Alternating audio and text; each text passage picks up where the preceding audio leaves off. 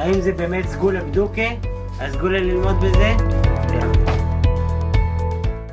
Good evening, Dober Vietcher. We are in the Zera Shimshon on Parshas Haazinu, and we're going to be doing section 7, Os Zion. The Zera Shimshon here pulls a little bit of a fast one on us because instead of talking about the Parsha of Haazinu in this section, or even talking about the Haftorah of the Parsha of Haazinu, he devotes this section to the subject matter of the Haftorah of the Parsha that we read on Shabbos Chol Hamoed. So this is kind of the Zera Shimshon saying he got to the last section of Parshas Haazinu, his last piece, and he said, instead of talking about Haazinu, I'm going to talk about the Haftorah of the Shabbos of Chol Hamoed. That Haftorah is a very famous Haftorah from Sefer Yechezkel, the book of the Navi, the prophet Ezekiel. And in the 38th and 39th chapters of that sefer of Yechezkel, of the prophet Ezekiel, the Navi talks about the famous war of Gog and Magog, which the Navi tells us is going to happen at the end of days. There will be in the time before the Messianic era, there will be a massive war. And people sometimes mistakenly think that it's the war between two nations, one called Gog and one called Magog, but actually Gog is the leader of the nation of Magog, and the war is against Magog, the nation of Magog against the Jewish people, and all of the nations of the world join with Magog against the Jewish people, and all of these enemy nations are destroyed. And at the end of the war, the Jewish people are clearly, it's to be seen that they are clearly the victors, and everyone else has lost. Anyone who sided against the Jewish people at that time has lost the battle. And let's now begin the Zera Shimshon's piece on Os Zion, section 7. Inyan Gog Magog, the subject of Gog and Magog. Again, Gog is the leader of the nation called Magog, and they in the future will lead a battle against the Jewish people at the end of days, at Acharis Hayomim. Bevadai hu dovar seisar. This is certainly a hidden matter. V'yesh bo sod, and there is in it secrets. It's hidden and it's secretive. Aval ne'ayin bo lefi hapshat, but we can analyze the story. We can look into the story according to its simple meaning, its surface meaning.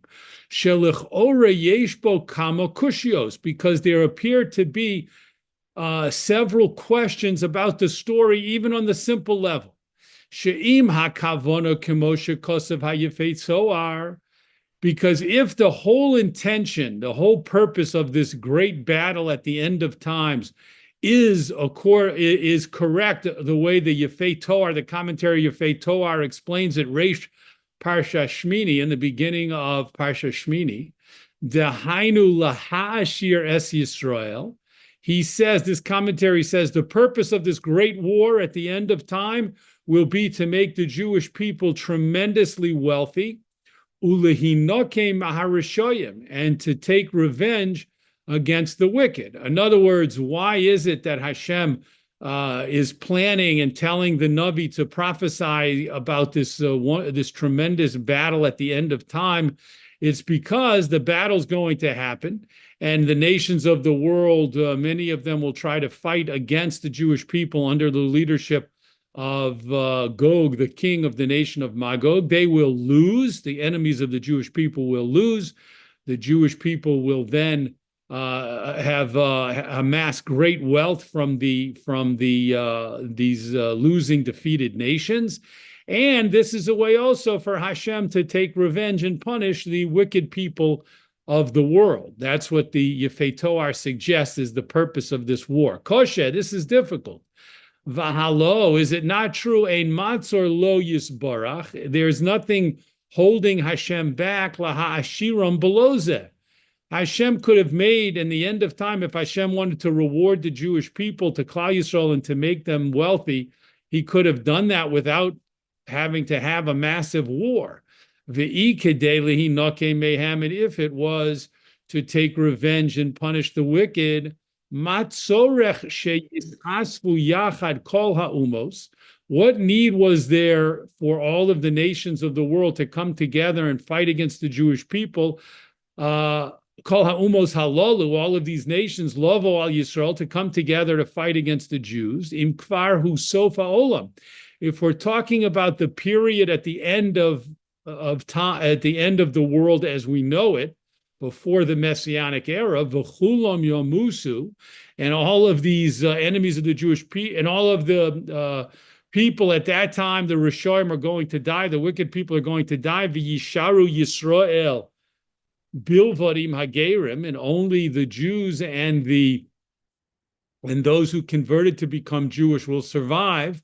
Ve'ein lecha nekama gedola mizo. There's no greater revenge or punishment to the evil people of the world than that. So there are two questions being asked here, and both of them really stem from the same fundamental issue.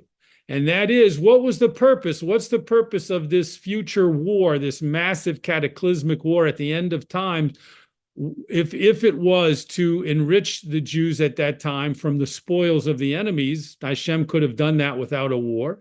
And if it was to punish the enemies at that time, that also is going to happen anyway. At the end of time, all the enemies of the Jewish people are going to be subdued and are going to die out. Why was there a need for this great war that is predicted in the sefer Yecheskel, in the book of Ezekiel the prophet? Next paragraph. Ve'od, and another question, mahu vihisgadalti vihiskadishti. What do the words mean from sefer Yecheskel when it's talking about the war of Gog and Magog? What does it mean? And I will become magnified, God says, and I will become sanctified, le'enei goyim rabim, in the eyes of many nations, v'yadu, and they will know, v'chule, etc. Im sof kulam lamus, if at the end of time all of the wicked are going to die out, ve'af osam sheyichyu, and even those people who survive, migudulosam shel Yisrael yodu l'shmo, from the greatness of the Jewish people, what's going to happen to the Jewish people at the end of time, when everyone will recognize that we are the nation of Hashem and we are Hashem's chosen. So everyone will realize that. And Hashem and his name will be one. Everyone in the world will recognize the chosenness of Klal Yisrael, and everyone will recognize the truth of monotheism, of Hashem's existence in the world as the creator and guide of the world. Ve'od ksiv b'tzefanya, and it's also written in Sefer Tzefanya, the Navi Tzefanya, ki oz epoch el amim sofa verura, because then in the Messianic times, at the end of days, I will turn all of the people, give all of the peoples one clear tongue. Everyone will totally understand. Everyone in the world will be on the same page in terms of speaking about Hashem, worshiping Hashem, understanding the truth of Hashem's existence. Umat zorach lemilchama. So if that's going to happen anyway, what's the need for this great massive war? Top of the next column. Im oz, if at that time, as the Navi Yeshaya says, Vigar ze'evim keves, the wolf will lie down with the sheep, or we know the part of the pasuk that says, and the lion will lie down with the lamb. That's the same pasuk. V'chol ra yivula min haaretz, and all of evil will be swallowed up from the earth. V'lo yiyeh rak midas hatov, in the end of time, only good will exist. There will be no fighting, there will be no violence, there will be nothing evil and bad happening. Only good will exist at that time. So if that was Hashem's plan anyway, why does there have to be this terrible, horrible war before this period of peace, tranquility, and universal goodness is ushered in? Why does the war have to happen? That, as we said, that's the fundamental question, and all of these other questions are kind of subcategories of that main question. Next paragraph. Ve'od kosher al hamedrash parshas Noach. There's another question on what the Medrash tells us in Bereshis Rabbah on Parshas Noach. Shelefi sheyefes kisa ervas aviv. Because Noach's son Yefes, the Torah tells us, covered up his father's nakedness, zochu bonov likivura. His future descendants merited to be buried after the war of Gog and Magog. Dichsiv, as the pasuk in Yecheskel says, etain legog makom sham kever. I will give to Gog. Again, Gog is the ruler of Magog, and Magog is a nation that comes from Yefes, is a descendant of the nation of Yefes, the son Noach's son Yefes. And the pasuk says, after the war, the dead bodies that came from Magog, again, Magog, the descendant of Yefes, will deserve to be buried. And the story that was mentioned a moment ago, that was alluded to about Yefes covering his father, so we know it's a well-known anecdote in the Torah that after Noach came out of the ark of the Teva with his sons and their wives and his own wife, and the whole family came out of the Teva, Noach planted a vineyard, and he drank from the wine that he made from his vineyard, and he became drunk. And he was rolling around completely inebriated, and he was naked and rolling around completely intoxicated. And Shem and Yefes, two of his sons, walked backwards in order to cover him with a sheet in a modest way, in order not to look upon his inebriated, naked state. They walked backwards and covered him modestly. And this was an act of great kindness to their father Noach, whereas the other son Ham treated the situation in a totally different way and mocked his father and abused his father. But Yefes, because he did that in the end of times, his descendant Magog will deserve to have a proper burial. The dead soldiers of Magog, the dead people of Magog, will deserve a proper burial. And even the commentary of Yefei Toar asks on this statement in the Medrash, the Yefei Toar says that the reason that the descendants of Magog will be buried after the battle is because otherwise the corpses will cause a terrible, there'll be so many corpses, it'll cause a terrible, terrible stink and odor. That's why they're going to be buried, not apparently because of any great merit that they have. The Od, and another question, Shagam b'nei Shem kulam hayamin haroi. Isn't it true that the descendants of Shem should all merit sheiyu nikbarim kulam, that they should merit to have a proper burial? Because as we said a moment ago, Shem and Yefes, the sons of Noach, together covered him up properly and appropriately. So just like the descendants of Yefes should deserve a burial after the big war of Gog and his nation Magog, after that great battle, so too the future descendants of Shem should merit to be buried. Ve'adarabba, but we see just the opposite. Matzinu b'midas rishoyim. We see in a pasuk of Yirmiyah that the wicked people in the future times after this great war, lo ye'asvu v'lo yikaveru, they will not be gathered and they will not be buried. Their bodies will be left to rot and to be eaten by animals.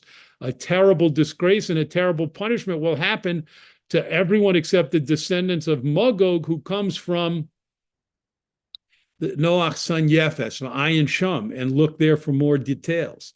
V'chol ha'inyan hu davar tamuha. The entire story of the battle of Gog and Magog is very hard to understand. V'yesh loses bo ezet ta'am lishvach, and we can give reasons to understand it in a proper way, derech hapshat, according to its simple meaning. So the Zera Shimshon in the very beginning pointed out that the story of the war of Gog and Magog has mysteries and secret aspects to it.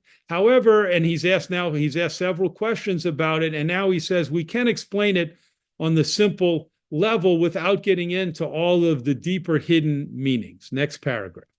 V'yesh lomar, and we can say, shehoil she'oso hazman, since that time when the war of Gog and Magog happens, who sof hatikun shel ha'olam, it is the end of the rectification of the world. In other words, all of the things, all of the processes that Hashem put into place to bring the world to a state of tikkun, to ultimate repair and perfection, that will be the end. They will come to their conclusion at the end of times.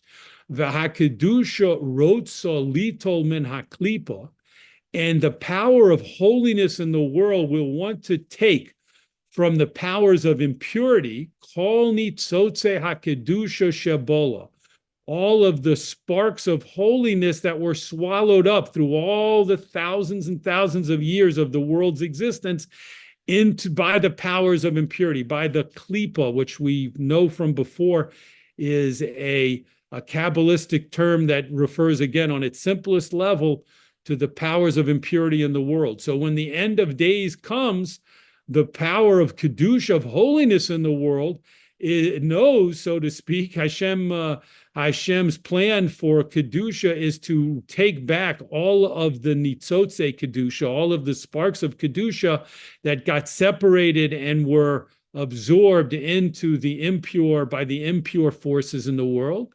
Le'esof kol hanidachim, to gather together all of the dispersed holiness. Ulekabetz kol hapizurim, and to gather again all of the spread out sparks of holiness. Umishum hachi, and because of this, haklipa misametzes bechol kocha, the powers of impurity at that time will struggle with all their power, la'akev mashetachas yada, to hold on to everything that is in their possession. So there will be this great battle between the powers of kedusha, of holiness, and the powers of the klipa, of impurity, of tuma. The oreches milchama ima kedusha, the powers of impurity will have a war, array themselves in a war against the powers of holiness. Ulefi shehanitzotzos nispazru b'chol shivim umos, since the sparks of holiness have been dispersed amongst all 70 nations of the world, shehem keneged hashivim nefesh sheyardu lemitzrayim, and the 70 nations of the world correspond to the 70 souls of Yaakov's family, of Jacob's, the patriarch Jacob's family that originally came down to Mitzrayim. We'll return to that idea in a moment. Mishum hachi gogu magog ole begematria shivim. That's why the words Gogu Magog, Gog the leader of Magog the nation, those words in Hebrew, Gog Magog, they equal 70 in numerical value. Klomar, what does this mean to teach us? Sheyiskabtzu kol hashivim umos biyachad b'milchama zo, that all 70 nations of the world will gather together in this war. In other words, as was mentioned or at least alluded to earlier, it won't just be a battle of Magog with its king Gog against the Jewish people. All the nations of the world will send armies to join with Gog and Magog to fight against the Jewish people. Of course, they will all be defeated. However, that's Gog and Magog equals 70, and all 70 nations of the world will join in that future cataclysmic battle. Let's talk for a moment about the Shivim Nefesh and how the Zera Shimshon connected it to the 70 nations of the world. So when Yaakov Avinu went down to Mitzrayim, Yosef was already in Mitzrayim, and Yosef met his brothers there, and he finally revealed his identity to them, and he said, Ha'od avi chai, is my father still alive? Is Yaakov still alive? They told him yes. And he said, go back, hurry, go back. I'm sending you with all the provisions that you need and the wagons, and bring everyone down to Mitzrayim so that I can take care of you and feed you and treat you in the best possible way here in Mitzrayim. And so when they came down, the Torah says there were Shivim Nefesh, there were 70 souls Yaakov's, all of the different members of his family at that time.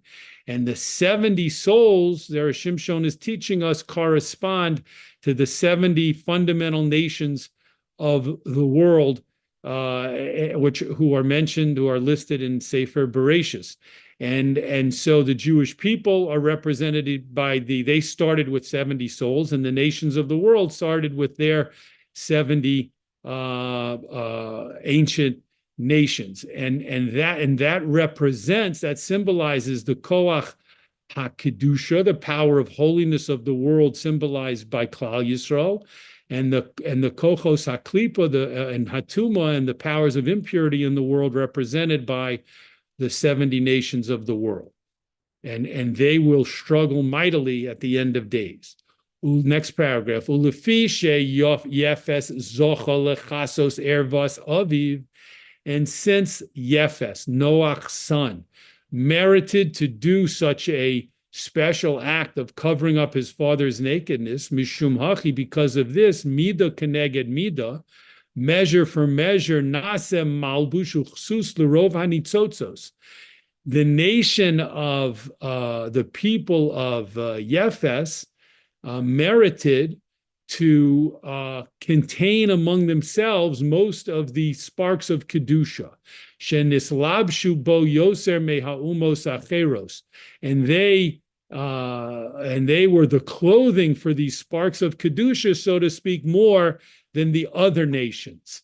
Ulefichach omru, and therefore Chazal said in the Gemara in Maseches Megillah, Yof Yefuso shel Yefes, the beauty of Yefes, which is specifically the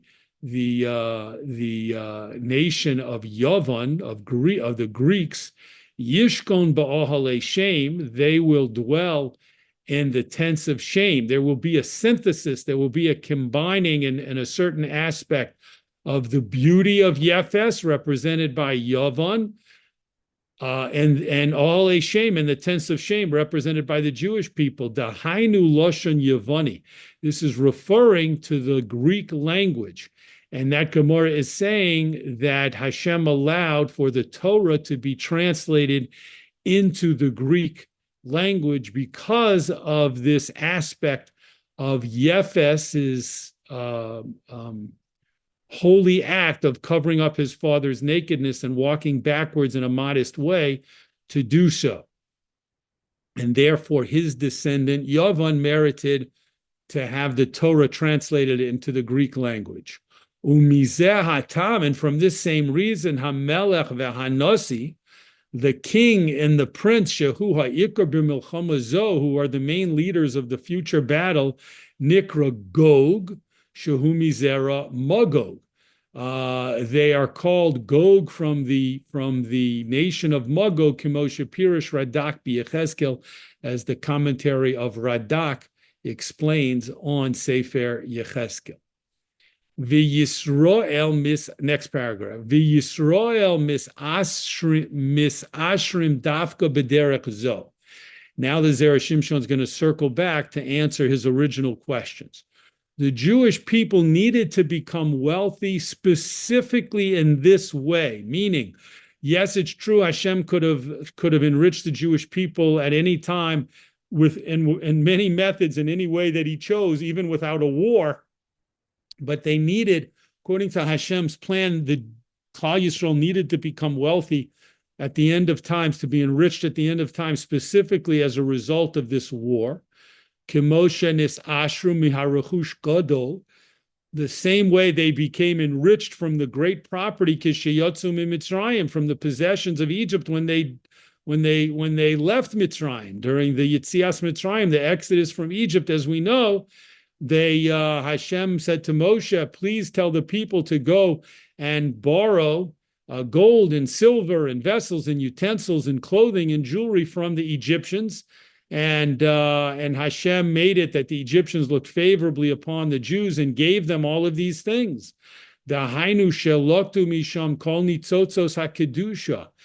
This taking of the wealth of Mitzrayim represents the Jews collecting and gathering in all of the sparks of holiness from the Egyptians. Ki yodua etzlenu as is well known with us. That's an expression that means as is well known to us, the Kabbalists, the students of the Kabbalah. V'zegoram shezochu l'chol hamomon shel Mitzrayim. Because Klal Yisrael was taking out all of the sparks of Kedusha from Mitzrayim, this caused them to merit to take out all of the wealth. Shemitchila lo zochu bo hamitzriim el machmas hanitzotzo shehayu lahem besocham. All of the wealth that the Egyptians themselves had only came to them because of the sparks of Kedusha that had been dispersed there to Mitzrayim. The Nimtza, and we find Shekol ha'osher, ha'yeshel osan hanitzotzos, all of the great wealth that was in Mitzrayim and that the Jews took out with them came from these sparks. Ulefichach rotza HaKadosh Baruch Hu shel yovo liYisrael b'lishon she'ela. And that's why Hashem wanted for Klal Yisrael to borrow these items. When the Jewish people went to their Egyptian neighbors, they didn't say, please give us gold and silver and utensils and jewelry, etc., and beautiful clothing. They said, we're asking for them. We're asking to borrow these items. Now, why did they ask to borrow them? They knew they weren't going to return these things. They weren't going to come back and return these things. So why did Hashem set things up that way? Kedei lahodia, in order to make known, sha'af kishenitnu lemitzrayim, even when this great wealth was originally given to the Egyptians, top of the next column on the left, lo nitnu ela b'lashon she'ela. It was only given to the Egyptians using the language of borrowing and lending. It was lent to the Egyptians. Dahainu, this means sheyishtamshu bo kol eis sheyiyu tachas yodam. The Mitzrayim were able to use all of this great wealth, but they didn't own it permanently. It was only theirs to use all of the time that they had under their control. Osan hanitzotzos, these sparks of holiness that only had gone there after the chait of Adam Arishon, after the sin of Adam. Only then, when there was a great dispersal of the holiness in the world, and holiness became subdued in many instances by the powers of tumah, of impurity. That's why the Egyptians were able to temporarily have the great wealth. Once Klal Yisrael then came along and said, the same way it was lent to you, now we're asking for it back, and they were able to take all of the wealth of Mitzrayim and empty out Mitzrayim, as the Torah says. That represents the fact that they were taking out all of the Nitzotze HaKedusha, the sparks of holiness, again, which is a Kabbalistic idea. Next paragraph. Umishum dekaimalon, and since we hold in the Gemara, Tashmishe Kedusha Nignozin, articles which are used to hold or to support holiness, accessories, so to speak, of holiness. For example, an aron, a box in which the Torahs are put. So the Torahs, of course, have great holiness, but the box becomes a tashmish, something called tashmishe kedusha, something that is used by articles of holiness. Nignozin, when they need to be put away, we don't throw them away, chas v'shalom. We bury them, or we store them away appropriately. We have to treat them respectfully. Im kain, if so, elu ha'umos, those nations, shena'asu tik, uksus, v'nartek, which through history, those nations which were made into containers and coverings and pouches, la'osan hanitzotzos hakedoshos, for all of the holy sparks that were dispersed there, yizku likvura. In the future times after the Great War, they will merit to be buried. Their bodies will merit burial, as opposed to staying out and being exposed to the elements and the animals, etc. The yiyu nignozin, and they will be buried away in a respectful way. Kemosha af Mitzrayim zachu likvura, similar to the way that the Egyptians, even though they were mistreated, the Jews, during the time of slavery, they also, before that, were very generous hosts to Bnei Yisrael, and they merited burial at the time of the Kriyas Yamsuf. They were buried at sea. Omnam, however, Osam ha'umo shelo shamru osan hanitzotzos kira'oi lahem, those nations that did not protect the sparks of holiness in an appropriate way, ela adarabba, but just the opposite, nishtadlu lekalkalam, they tried to defile them. Ozheim lo nikru klal tashmishe kedusha, then those nations are not considered tashmishe kedusha, accessories of holiness. V'ayin mashikasabnu bazeh Parshas Matos, and look and see what we wrote about this in section 4 in the Parsha of Matos.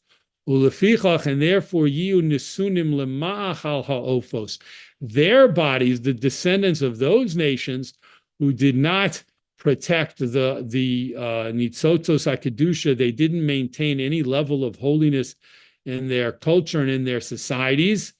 They will be given over in future times after the battle to become eaten by the birds, le'et tzipor, to be preyed upon by birds, as the pasuk in Yecheskel says.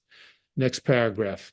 Ve'im kain, and if so, ha'asifa zo dafka, this great gathering at the end of time, specifically goremes sof tikun ha'olam, it actually will cause and bring about the perfection of the world, the end of the process.